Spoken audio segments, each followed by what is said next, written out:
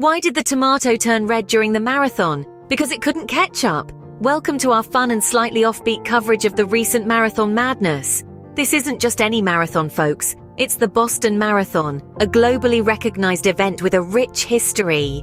The recent one was the 128th race, with athletes from over 100 countries pounding the pavement. Close to 30,000 runners swarmed the streets, each with their own story to tell. Now let's take a look at some of the top finishers. So who sprinted their way to glory? Let's spill the beans, or rather, the sports drinks. Now let's talk about the athletes who left everyone else eating their dust. Starting with Hellen Obiri from Kenya, who clinched victory in the women's race with a time of 2 hours, 22 minutes and 37 seconds. That's right, she ran a marathon in less time than it takes to watch a movie.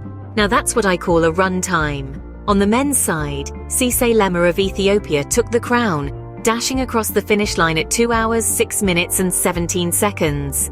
Lema proved that speed and endurance are not mutually exclusive. But the race wasn't just about the foot runners. Eden Rainbow Cooper from Great Britain won the women's wheelchair division. Her name might sound like a rock band, but her game is all about speed and precision. And let's not forget Marcel Hug of Switzerland, who secured his 7th win in the men's wheelchair race with a record-breaking time of 1 hour, 15 minutes and 33 seconds. These folks are so fast, if you blink, you might just miss them crossing the finish line. Records are like rules, they're meant to be broken, and boy did our athletes deliver on that front.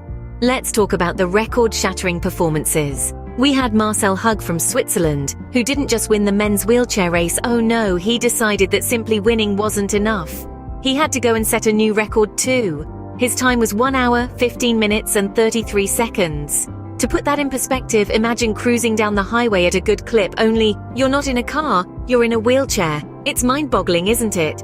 And then we have Tamarat Tola, who back in 2023 set a record at the New York City Marathon. Seems like breaking records is becoming a habit for these athletes. Who needs a car when you can roll like Marcel Hug, right?